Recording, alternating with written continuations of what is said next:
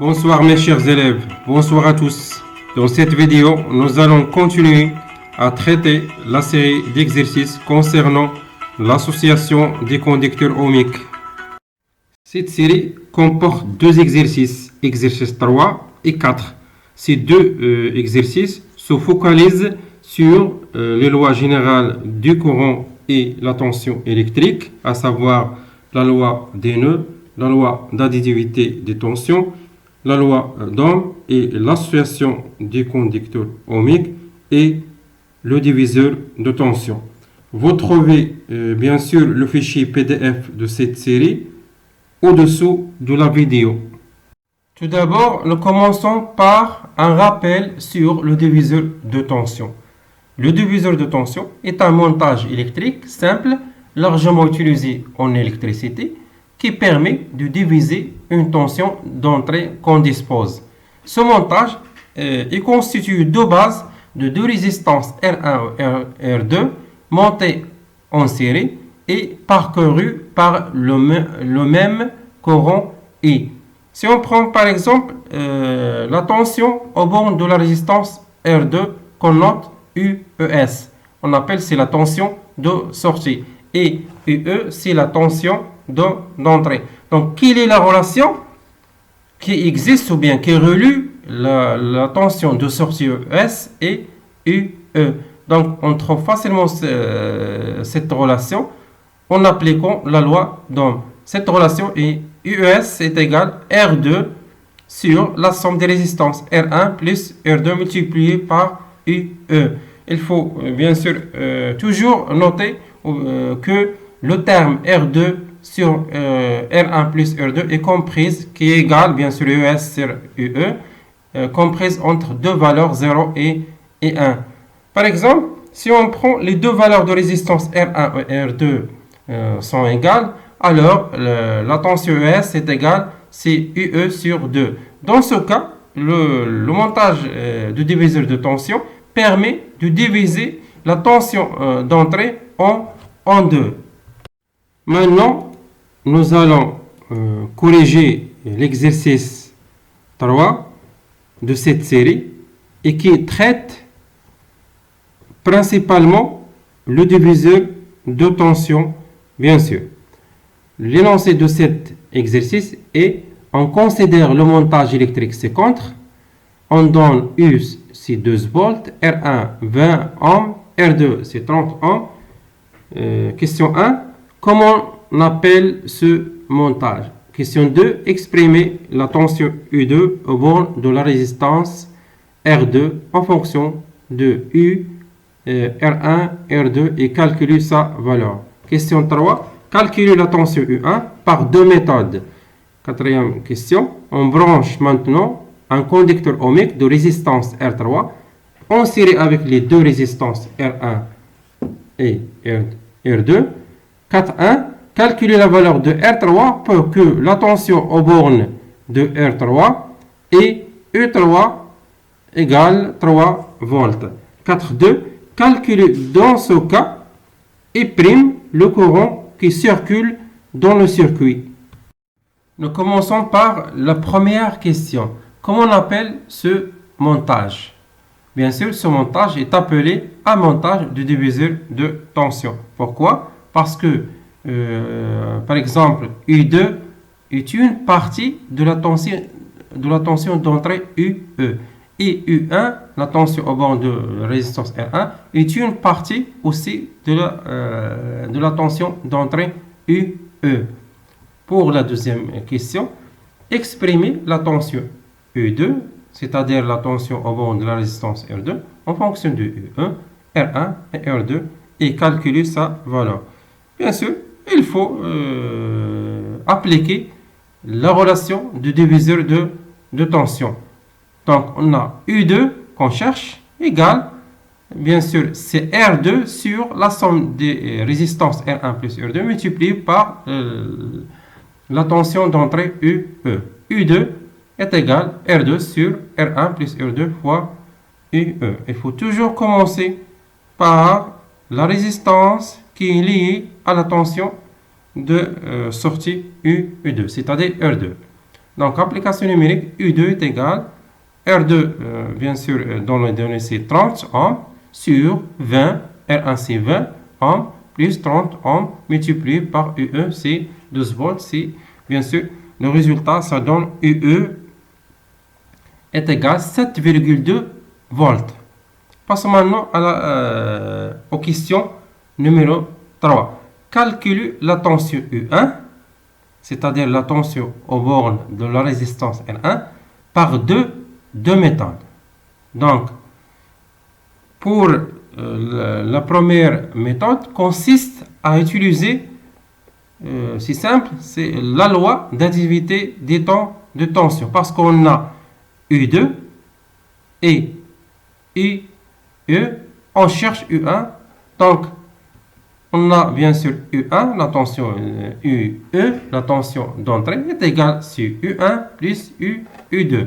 Donc on cherche quoi? On cherche U1, c'est la différence entre UE, la tension d'entrée, et la tension de sortie UE2. Donc U1 est égal 12 volts moins 7,2 volts égale 4,8 volts. Pour la deuxième méthode, consiste à utiliser la relation du diviseur de tension. Donc, U1 est égal R1 sur R1 plus R2 multiplié par U1. Donc, U1 est égal R1 sur R1 plus R2 multiplié par UE. Application numérique, U1 est égal R1 c'est 20 ohms sur 20 plus 30 ohms multiplié par 12 volts.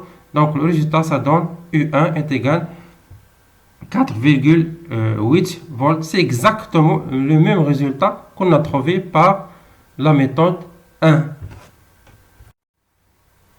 Pour la question 4, on branche maintenant un conducteur ohmique de résistance R3 en série avec les deux résistances R1 et R2. Donc, le nouveau schéma devient comme suit. On a bien sûr R1, R2, R3 sont montés en série.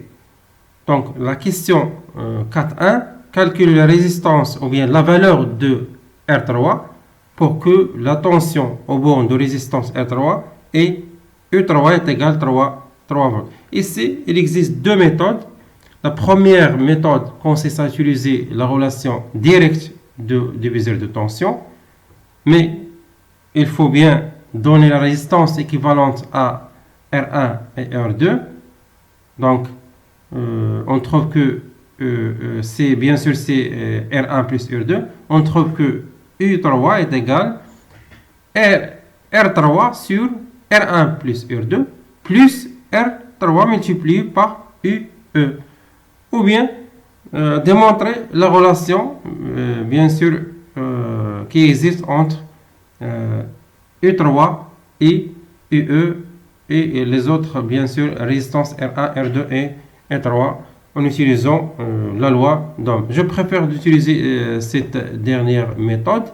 Donc, en appliquant la loi d'Ohm, on a UE est égal, si la tension d'entrée est égale à la tension entre la bande des trois résistances R1, R2 et R3 à la fois. Donc, est égal à la somme des résistances R1 plus R2 plus R3 multiplié par le courant I prime. On a bien sûr, lorsqu'on ajoute la résistance R3, donc automatiquement le courant électrique, ça change et devient, par exemple, I prime. Donc, on tire facilement I prime, c'est UE sur la somme des résistances R1 plus R2 plus R3. Donc, d'autre part, on applique la loi d'Ohm pour la résistance R3. Donc, on a R3, ou bien U3 est égal à R3 fois I prime. Donc, on a U3 est égal à R3 fois I prime. Donc, on remplace I prime par son expression UE sur R1 plus R2 plus R3. On trouve que U3 est égal, bien sûr, R3 fois I prime c'est UE sur la somme des résistances R1 plus R2 plus R3. Donc, si on fait le rapport E3 sur UE, bien sûr c'est R3 sur R1 plus R2 plus R3 est égal UE E3 c'est 3 volts sur R1 sur UE, c'est la tension d'entrée, c'est 12 volts. Donc, on simplifie par 3, on trouve ici 1, 4. Donc, on peut conclure que R1 plus R2 plus R3 multiplié par fois 1 est égal à 4 R3. Donc, R1 plus R2 plus R3 est égal à 4 R3. Donc, R1 plus R2 est égal à 4 R3 moins R3 est égal à 3 R3. Donc, on cherche quoi? On cherche R3, c'est R1 plus R2 sur 3. Application numérique, R3 est égal, R1 c'est 20 ohms, R2 c'est 30 ohms, divisé sur 3. Donc, le résultat, ça donne R3 est égal à 16,7 ohms. Et voilà, bien sûr, le dernière question, c'est calculer dans ce cas et prime le courant qui circule dans le circuit. Donc, on a bien sûr la valeur de E3, c'est 3 volts. On a trouvé bien sûr la valeur de résistance R3. R3 est égal à 16,7 ohms. Donc, on utilise bien sûr la loi d'Ohm. Donc, on a E3 est égal à R3 fois I'. Donc, on cherche quoi? On cherche I'. Donc, I' est égal à E3 sur R3. Application numérique, I' est égal à E3, c'est 3 volts, sur R3, c'est calculé, c'est 16,7 ohms. Donc, le résultat, ça donne I' est égal à 0,18 ampères. Nous arrivons à l'exercice 4. C'est un exercice très simple. L'essentiel, c'est de maîtriser les lois d'électricité que nous avons étudiées. L'énoncé de cet exercice, c'est on considère le montage électrique ci-contre. Bien sûr, ce montage est constitué de 3 résistances R1, R2 et R3 branchées au bornes d'un générateur de tension C volts. On donne la tension UBC est égale à 4,95 volts, R1 c'est 150 ohms, R2 100 ohms et R3 47 ohms. Question 1. Calculer l'intensité I du courant traversant le conducteur ohmique de résistance R1. Deuxième question. Comparer les tensions aux bornes des conducteurs ohmiques R2 et R3 justifiés. On donne I2 est égal à 2,5 mA, c'est-à-dire le courant qui passe au conducteur, bien sûr, R2. Calculer la valeur de la tension UAB et bien sûr justifier. Quatrième question. Rappeler la relation entre I, I2 et I3. On déduire la valeur de l'intensité I3 du courant traversant R3 justifié. Cinquième question. On donne la tension UAC, 6 volts, c'est clair, UAC c'est la tension, bien sûr, égale à la tension aux bornes du générateur, c'est 6 volts. Question 5a. Donner la relation entre les tensions UBC, UAC et UAB. 5b. Question 5b. Calculer la tension UAB. Cette valeur est-elle en accord avec celle trouvée aux question 3? Question 5c. Retrouver la tension UBC en utilisant le diviseur de tension.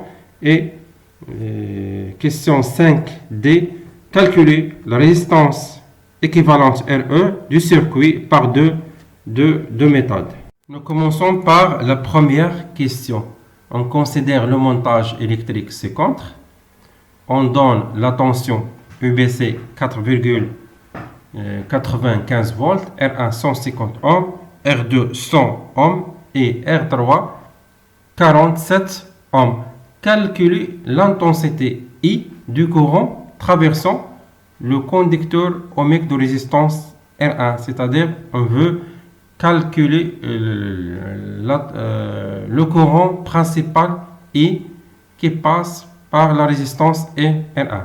Donc, on a la valeur de UBC et la valeur de R1, c'est 150 ohms. On cherche quoi? On cherche I. Donc, on applique, bien sûr, la loi d'Ohm pour la résistance R1. Donc, on a UBC est égal R1 fois I. Donc, UBC est égal R1 fois I. On cherche I. Donc, c'est UBC sur R1, application numérique. I est égal, UBC c'est 4,95 sur R1 c'est 150 ohms. Donc, le résultat, ça donne I est égal 0,033 ampères. Deuxième question. Comparer les tensions aux bornes du conducteur ohmique R2 et R3. Justifié. Donc, c'est très simple, puisque les deux conducteurs R2 et R3 sont montés en dérivation ou bien en parallèle. Donc, les tensions sont égales. Donc, U, on appelle la tension, bien sûr, aux bornes de résistance R2 si UR2 est égal UR3, c'est-à-dire la tension aux bornes de la résistance R3, est égal, bien sûr, UAB. Pourquoi? Parce que R2 et R3 sont montés en dérivation. Question 3. On donne I2, c'est-à-dire le courant qui passe par la résistance R2 ou bien le conducteur ohmique R2, c'est 10,5 mA. Calculer la valeur de la tension UAB justifiée. Donc, on applique bien sûr la relation ou bien la loi d'Ohm, oui, la relation qu'on a trouvée dans la question, qui est la question 2. On a bien sûr UAB est égal EUR3 est égal EUR2. Donc, dans les données, on a I2. Donc, on utilise la relation UAB est égal EUR2. Donc, UAB est égal EUR2, c'est-à-dire la tension aux bornes des pôles AB est égale la tension aux bornes, bien sûr, de la résistance R2. Donc, la loi d'Ohm pour la résistance R2, c'est R2 fois E2. Donc, on cherche AB, donc on fait l'application numérique. UAB est égal bien sûr, R2 c'est 100 ohms multiplié par E2, c'est 10,5 mA. Il faut bien sûr transformer en ampères, il faut multiplier fois 10 moins 3, bien sûr. Donc, le résultat, ça donne UAB est égal à 1,05 volts. Question 4. Rappeler la tension entre, ou bien la relation, entre I, le courant principal, et I2 et 3, le courant qui passe par la résistance R2 et la résistance R3. On déduire la valeur de l'intensité R3 bien sûr, du courant traversant R3 justifié. C'est très simple. Bien sûr, on applique la loi, bien sûr, des nœuds. Bien sûr, dans ce nœud A. Donc, le courant I est égal I2 plus E3. Donc, selon la loi nœud, on a I est égal I2 plus E3. Donc, on cherche bien sûr E3. On cherche E3, c'est la différence entre I et E2, application numérique. Et E3 est égal I. Donc, nous avons calculé la valeur de I pour la question, ou bien dans la question 1, c'est 0,33 ampères. Moins E2, c'est donné, c'est 10, bien sûr, 5 mA. Il faut transformer en ampères. Donc, E3 est égal à 0,0225 ampères. Pour la question 5, on donne la tension UAC est égale à 6 volts, UAC est égal à 6 volts. 5a, donner la relation entre les tensions UBC, UAC et UAB. Donc c'est clair, en appliquant bien sûr la loi d'additivité de tension. Donc selon la loi d'additivité des tensions, on a UAC est égal à UAB plus UBC. Question 5b, calculer la tension UAB. Cette valeur est-il en accord avec celle trouvée aux questions 3? Donc, d'après cette relation, bien sûr, on a UAB est égal à UAC moins UBC, application numérique. UAB est égal à 6 volts moins 4,95, bien sûr, est égal, UAB est égal à 1,05 volts. Donc, cette valeur est en accord avec celle trouvée aux questions 3 précédemment. Question 5c. Retrouver la tension EBC en utilisant le diviseur de tension.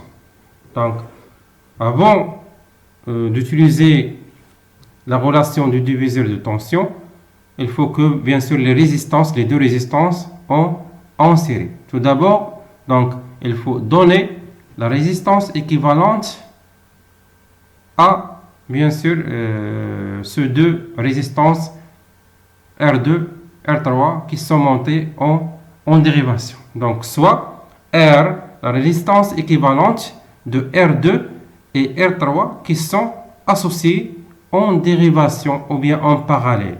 Donc, on applique la relation.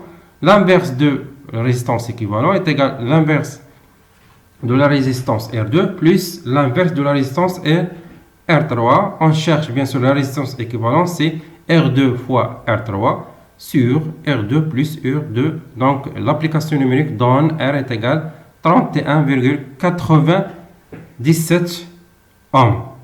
Et voilà bien sûr le nouveau schéma équivalent. C'est bien sûr RA en série avec R. C'est la résistance équivalente de R2 et R3 qui sont associés en dérivation. Donc maintenant, nous pouvons bien sûr appliquer la relation du diviseur de tension. Donc on cherche UBC. Donc UBC, bien sûr, est une partie de la tension d'entrée, c'est 6 volts, ou bien la tension d'entrée 6 volts. Donc UBC est égal, bien sûr, R1 sur la somme des résistances, sur R1 plus R multiplié par EE, si c'est 6 volts, bien sûr. Donc UBC, c'est la relation, bien sûr, du diviseur de tension. UBC est égal à R1 sur R1 plus R multiplié par UE, ou bien la tension d'entrée. UBC, c'est la tension de sortie, bien sûr. Donc, application numérique, UBC est égal à RA, c'est 150 ohms sur RA 150 ohms plus R, qu'on a trouvé, bien sûr, aux questions, ou bien qu'on a trouvé, R est égal, bien sûr, 31,97, bien sûr, multiplié par U, c'est la tension au bord du générateur, ou bien la tension d'entrée, c'est 6 volts. Donc, l'application numérique donne UBC est égal à 4,95 volts. C'est exactement la valeur de UBC que nous avons calculé dans la question précédente.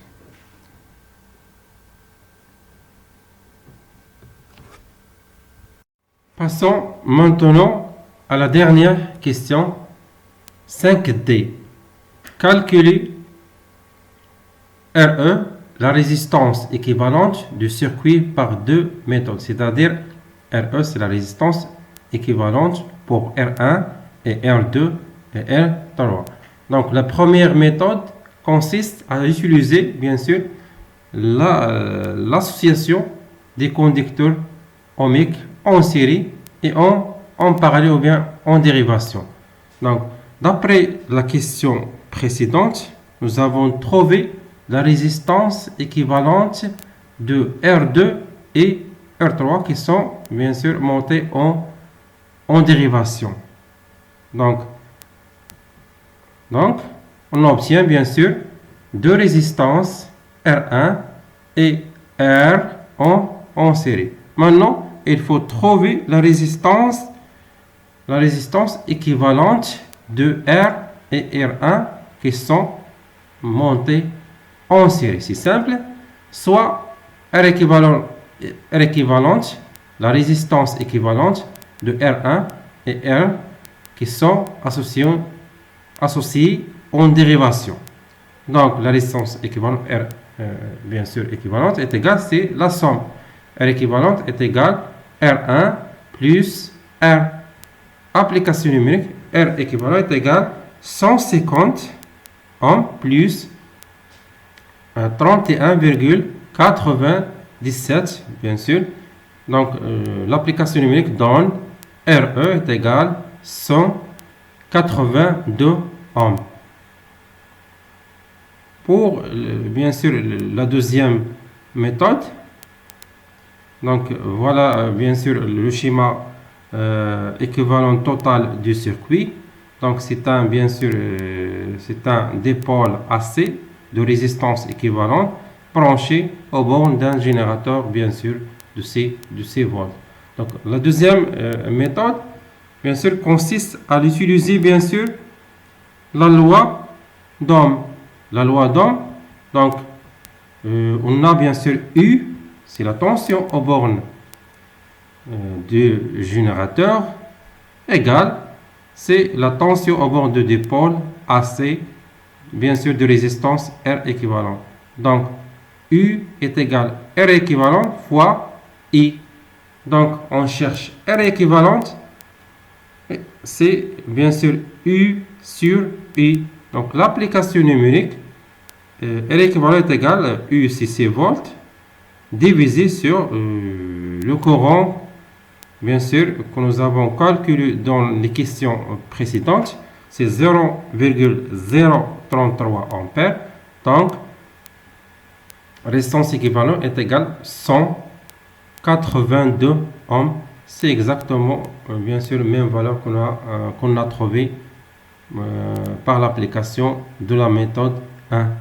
Et voilà, bien sûr, la fin, bien sûr, de cette série. Et j'espère vous avez bien compris. Et à la prochaine pour une autre vidéo, bien sûr, avec un autre cours.